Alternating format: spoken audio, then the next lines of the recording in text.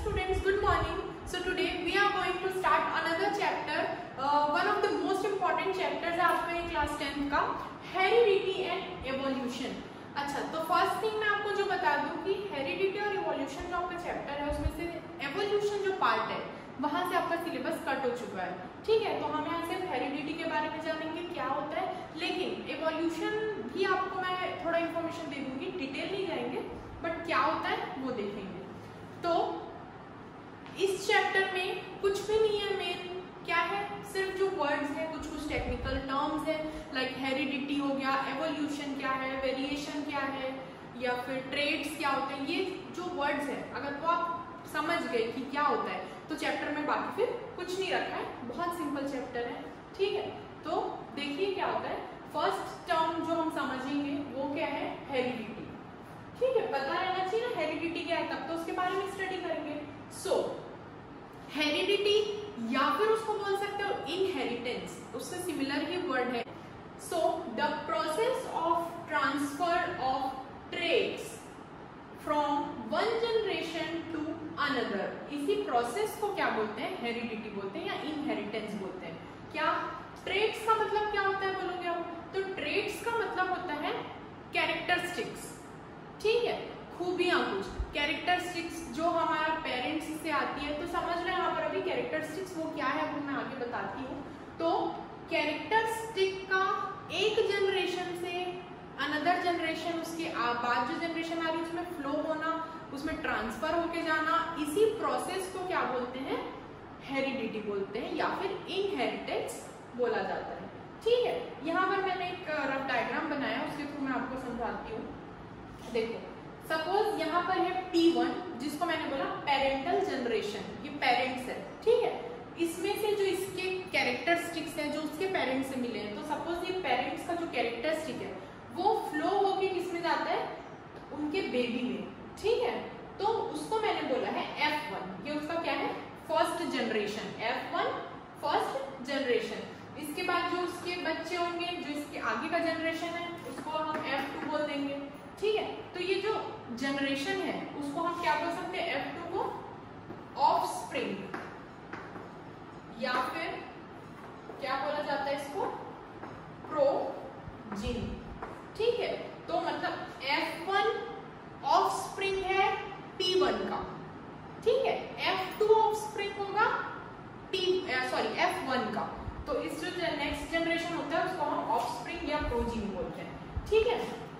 तो ट्रेड्स जो मैंने बोला, तो ट्रेड्स क्या होता है भाई, तो ट्रेड्स क्या है, कुछ कैरेक्टरिस्टिक्स हैं, जैसे कि बोलते हैं ना कि आप अपने पेरेंट्स के जैसे दिखते हो, फादर के जैसे दिखते हो या मदर के जैसे दिखते हो, जैसे हेयर कलर हो गया, स्किन टोन हो गया, ठीक है, स्किन का टाइप हो गया, हेयर का टाइप हो गया, या फिर अपने आई बॉल का कलर देख लो, आंखों का क्या कलर है। तो ये सारी जो चीजें हैं, हाइट वगैरह हो गई, तो ये सारी चीजें जो पेरेंट्स से बच्चों को मिलती है, इसी का फ्लो होना हेरिडिटी बोलते हैं। और यही चीजों को क्या बोलते हैं, कैरेक्टरिस्टिक्स, या फिर यहाँ टेक्निकल टर्म यूज करेंगे हम ट्रेड्स। जैसे कि मान लो पेरेंट्स है आपके, ठीक है, मदर या फादर, दोनों का जो हेयर का कलर है वो क्या है, ब्लैक है, तो बच्चे का भी ऑब्वियसली वो क्या हो गया, ब्लैक आ गया। अगर मदर का ब्लैक है, फादर का ब्राउन है, किसी एक का बच्चे के में आएगा, ठीक है।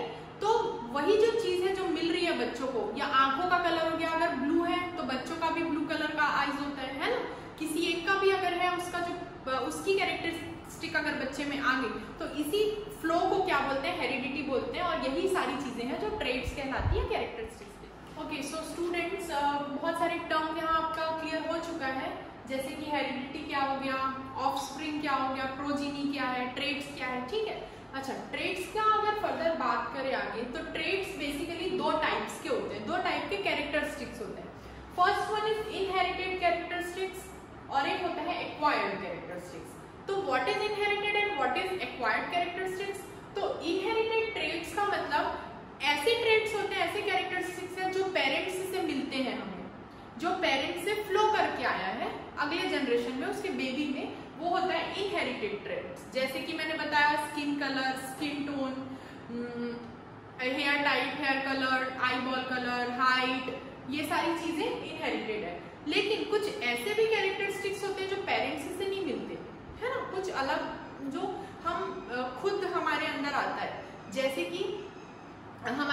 एक्सपीरियंसेस से हम सीख रहे हैं, स्किल्स डेवलपमेंट हो रही है, तो ये सारी चीजें पेरेंट्स से नहीं मिलती है ना। आपने मसल गेन कर लिया जिम जाके, ठीक है, जरूरी नहीं कि पेरेंट्स बॉडी बिल्डर है तो बच्चा भी बॉडी बिल्डर, उसके में वो चीजें आ जाएंगी, ये आप खुद बिल्ड करते हो अपने अंदर, है ना। मैनर्स हो गए जो सीखते हैं हम, लाइफ के एक्सपीरियंस से सीख रहे हैं, एनवायरनमेंट से सीख रहे हैं, आसपास की चीजों से, ये सारी चीजें पेरेंट्स से नहीं मिलती, तो ये भी तो एक कैरेक्टरिस्टिक्स ही है ना।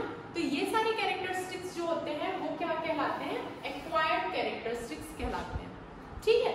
सो there are two types of traits, first one is inherited traits जो पेरेंट्स से मिलते हैं, एंड एक्वायर्ड ट्रेट्स जो हम खुद डेवलप करते हैं, खुद बिल्ड होता है हमारी बॉडी में, पेरेंट्स से नहीं मिलते जो।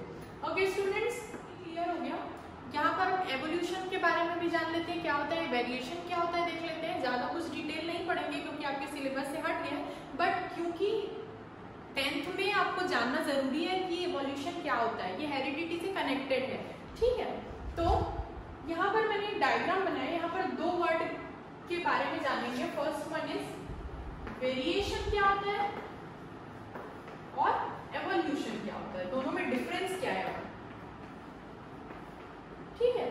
तो देखो ये है जनरेशन 1 सपोज, ठीक है, उसके बाद की generation, generation 2, generation 3, G3, okay, and then बहुत सारे जनरेशन है ऐसे, एक दूसरे के बेबीज हैं ये सारे।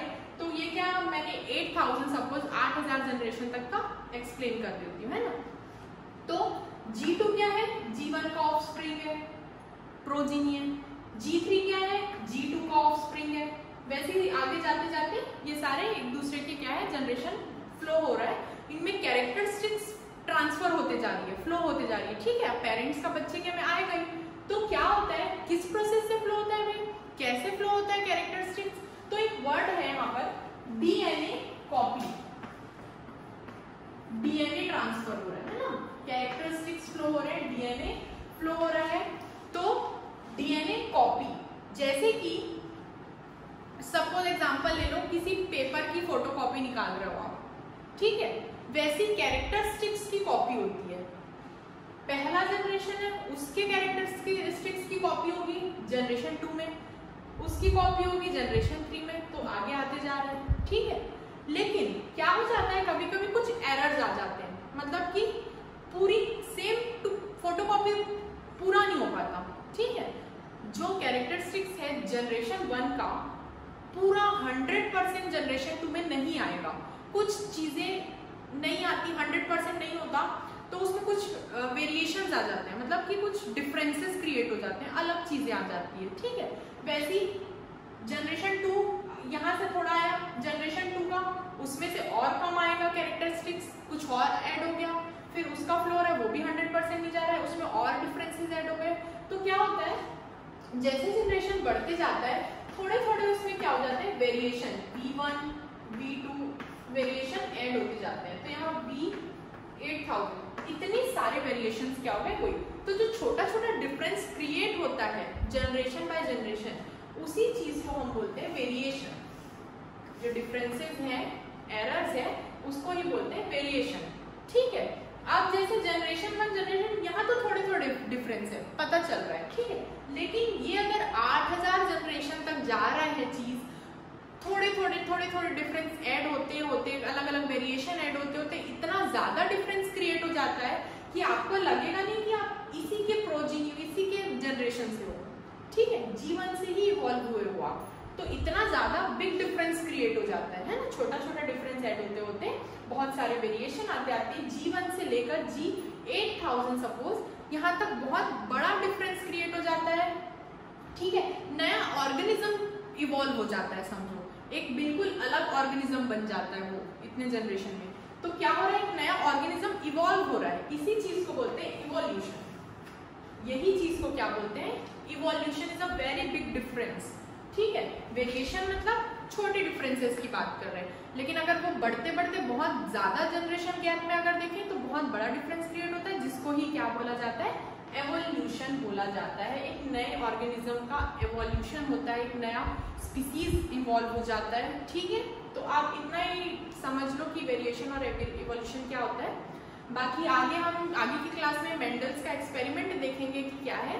ओके स्टूडेंट्स, तो ये चैप्टर कंटिन्यू करेंगे, बहुत छोटा सा चैप्टर है।